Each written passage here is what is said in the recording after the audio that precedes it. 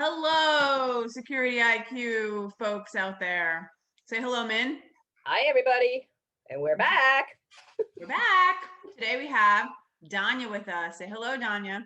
Hi, everybody. So today you might notice we're all dressed pretty casually in our pajamas.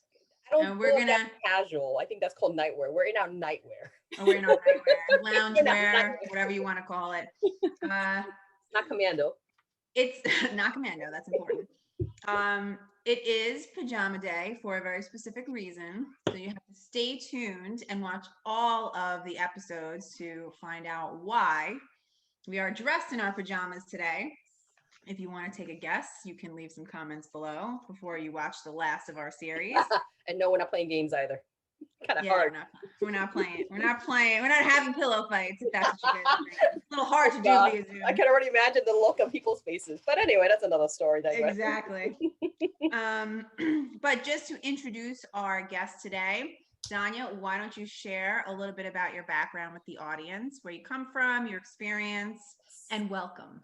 Thank you. Thank you. It's an honor to be here. And you both ladies, it's just been an honor working with you throughout the years and knowing you even more with Wise work. But for this, I will introduce myself. My name is Dania Risheg. I have ventured in the security space in the industry for 16, 17 years plus. And my career has grown and have worn many hats throughout the years. I did go to school for architecture, and I'm an architect by trade, and that has come in handy in touching in every space, knowing every building, looking at reading floor plans, having even communications, and I can talk the talk and walk the walk with designers, architects, other trades, electricians, GCs, and what have you. And I'm glad to be here. Wow, I didn't know you had an architectural background. Good to know. Yeah. We are glad to have you both on the team at Wise and here chatting with us. So part of what we were chatting with Dania about before she joined us was hosted services. We had a really interesting conversation around hosted services. Yes. And you know what, Min? What are your thoughts on hosted services? Because I feel like we haven't really dug into it as much. So there's two pieces to that. I think security-minded people, there's always pros and cons to hosted services because now you don't have ownership to it. But the onus then shifts away. And I think there is a lot of give or take in the idea of hosted service. I think there is a lot of I would say technology that would have to be investigated, and also terms and conditions that have to be investigated for hosted services, mostly for the reasons of that fact that clients may not necessarily understand what hosted services mean. And I think that would be a good segue for Dania to actually explain what hosted services mean in your term, in your way, in your world. So that way I think our audience understand what hosted services are and maybe give a few examples so that they clearly understand the concept of hosted services. And maybe we can go into a little bit about the pros and cons as to why I was saying that. And while you guys chat about that, I'm going to continue to stuff my face because I'm snacking while we have our pajama day. I seriously hope you have some booze on you. Because I know I feel like a lot. Say, Dania, take it away. Sure. I can go on and on talking about hosted services. That's okay, I'm drinking. I have my drink too, so I'll be sipping on and off. I'll be eating, so go for it. And so it's fairly new to our industry, unfortunately fairly new to our industry, but now that it's kicking off and it is getting more and more popular and people are more and more asking about it and wanting to understand more and more about it. So, and that's exciting for me. This is the space where I want to drive every job to somewhere where there is a recurring model where we take ownership of the database. Everything now is going to be is electronic, no more of these book logs, right? So now into the security world, where the hosted services really shine is in the management of the database. And not only that, also what hosting is all about is where does that information sit? Is it on premise an environment in some, data room or server room, IDF, collecting dust and getting old and aging? Or should it be in a data center, secure, redundant, and also managed and updated with software and plugins and bug fixes and all that?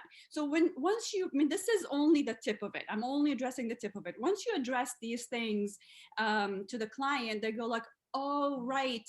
Last time I checked on my server was, I have no idea, maybe 5 years ago. Now we know servers don't last. Maybe they'll last, but they probably will start having issues like up to the third year of age, and then go on, with all the problems that come up, data getting lost, RAM getting maximized, and storage not enough anymore, loss of services and data, and what have you. And there are some clients that expect it to last for like 7 years, which is a whole other story. Quite a bit, but yeah, there's a reason why. So that's another problem. I think that's another topic of discussion later on.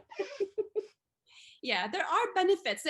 We typically, people try to drive it. We salivate. I literally say salivate over it, because it gives us as manufacturers or vendors or integrators, gives us the opportunity to have this recurring revenue keeps coming in. But there are services that we give in place. It's not just the money that we cash in. We don't do anything. We don't sit on it. There's actual work that goes along with it. But partly is hosting the data, managing it, updating it, letting the customer know there are issues, and we actually proactively fixed it. It's not that we're waiting for a call from the client. Oh, I don't know what happened. I can't find my queries. I can't find my database. My door doesn't work. We remotely can log into it and fix it. And 9.75 out of 10, or 99% of the time, it is fixable remotely. We don't have to roll trucks. We don't have to send technicians unless it's a hardware issue. That's what we're trying to alleviate. We're trying to alleviate hardware issues with this. But there's also a perception of some level of risk, right? So you're talking to a customer about hosted services, and they're saying, well, I want it on my premises. I want to be able to see it, feel it, touch it, get to it if I need to. But the perception of that risk can be argued that it's like a false sense of security having it in your space, as opposed to a larger data center with more security professionals and redundancy and so on and so forth, correct? You're absolutely right. Well, guess what? Guess where our information is right now with Gmail or of course. Google World. You simply sign up for Netflix. You sign up for any of these online services and SaaS. Guess what where information is? Do you really know? Are you emailing Google and asking like, is my information security in your data center? No, it is safe. And these are the servers that we use. We use AWS, and not just but generally the security industry now is driven to using Google data centers, AWS. Some also integrators or vendors, or maybe even manufacturers, have their own data centers or servers that host all this information at. So it's redundant, it's secure, it's safe, and there's a huge liability on it, and we're carrying the insurance for it. So, well, this is one of the reasons why the terms and conditions need to be evaluated very closely from the very beginning, because there's a little loophole there that I don't know if many, and this is where I'm going to become a devil's advocate. So one of the things is you're not really truly hosting everything. There is still some equipment that will have to be on-prem. That's the reality of it. You do need equipment on-prem. You're not going to get away from that. That's always a given, especially in the security industry. But I think one of the things, especially recently, is that unless you're taking full ownership of the pipe that's connecting the service between point A and point B, I think that's where there's got to be a very clear delineation as to who owns what and responsibilities, because there's been some recent hacks, especially these data centers, whether it's AWS, Azure. I'm not going to name the recent hack that was there, but some critical information was actually stolen from that regarding some agents overseas. And I think that's one of the biggest concerns is, yes, hosted service is great. It eases your mind. But I think terms and conditions has to be clearly articulated within the contract that's stipulated between whoever the vendor is and also who the client is. What do you guys do about that? Like, do you clearly explain that to the client to review and kind of take a look and say, all right, well, we understand a risk, we'll take this risk? Because this is, I think this is the problem right now. Clients don't truly understand, and there's a lot of verbiage in these contracts that aren't typically. I read through it. I don't know who others are, because it is a lot to read through. And unless you have a general counsel, typically you don't understand it. What do you do? That's a really, really important point that you're addressing. When we use, I mean, it's the liability really ends up in AWS, right, or Google or Azure, and that's where the liability. I'm not saying that we're lifting up our hands and saying, sorry, this is not our problem. It is completely, totally. Because we get into contracts or agreements with the clients as partners. We're not in it for just that deal and then out. We're next on the next adventure. We're in it for the lifetime. So when we're in partnership with a client, yes, we're giving them the peace of mind and assurance that your database is safe, because as long as Google is safe, then your database is safe. And I know that they've had these instances where some information is stolen. But I believe in Min and Lisa, what I'm seeing more and more, the fear and the concern is on the customer's database that is locally in their data, in their own system. That's where the cyber fear or risk is at right now, where from outside penetrating into their own systems, including, for example, customers typically, or vendors, they go and install cameras. They don't change the passwords on the cameras. They don't change the any of that data. So if the password on a certain camera, and I'm not naming any manufacturers or not anything, but there are default passwords. Password is password. Somebody from outside, they log into the guest Wi-Fi, and they can easily tap into the camera's network, and from there they can go into the customer's network, the internal, that's secure HR database and all that. So I think what you're talking about is just typical cyber hygiene that has to be had regardless of services that has to happen. I think one of the things, and the clarity of a hosted service, I think we are moving towards that direction. Cloud hosted services, that's guaranteed. Yeah. I think the problem that we're having right now is, and I can name a few instances, is that Google, Azure, AWS, the big ones, there's a clause in their contracts that basically essentially indemnifies them if there is an issue, believe it or not. And I think this is the big problem for a lot of major corporations that they're starting to catch on, as the indemnification clause, that if there is a compromise within their system, like someone compromises data or the database that's sitting in the cloud, they have no responsibility for that. And I think this is where, you would have to assure your clients on that. And I think this is where, how do you convey that you're guaranteeing AWS, Google, Azure is actually, securing the data, or do you take ownership of that and help them secure that data and the pipeline between both sides?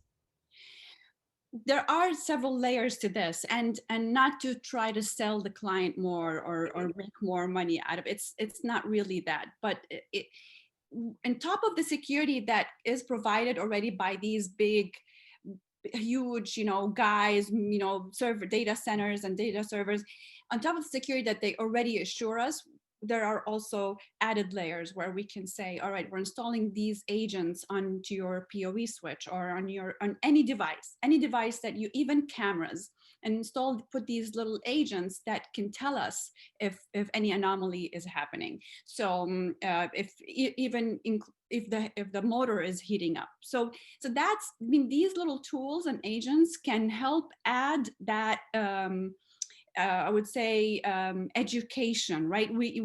Awareness, maybe I should probably say, that help add that awareness in a proactive environment. So instead of reacting to some hack happen or ransomware, they're proactively aware of any anything that got into their network or anomalies that happen. So it's not that we're trying to sell more. I mean, yes, we are, but the goal is to definitely provide the security and the safety for the client, to let them know that your information is safe in the hosted environment that we guarantee, and on top of that, also the big guys guarantee as well. Well, that's the big one. I think it's because you're Yes, guaranteeing I know. it. If you say that you're guaranteeing it, I think that's what people want to hear, is that you're guaranteeing that their line is going to be secure. And honestly, Min, I can't speak to our terms and conditions. I know the high level. I know that yes, it is secure. Yeah. But if customers want to know more, by all means, I will definitely put our general counsel, our teams on it, and they'll go line by line, explain exactly who's liable for what and what the guarantee is.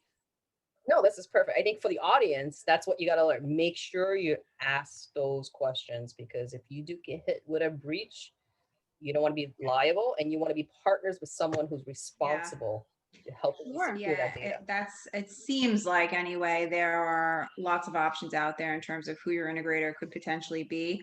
How many of them are going to this extent to really dig into this type of information? Are they even paying attention to it? You know, that's a better question. There's a lot of them out there that are not paying attention to. Yeah. We are not going to Right. names, Not going to but name names, but there's plenty of them out there. So it's a great question to ask. With that being said, we are going to close this segment, but stay tuned for the next one, because we might give away more hints as to why it's Pajama Day.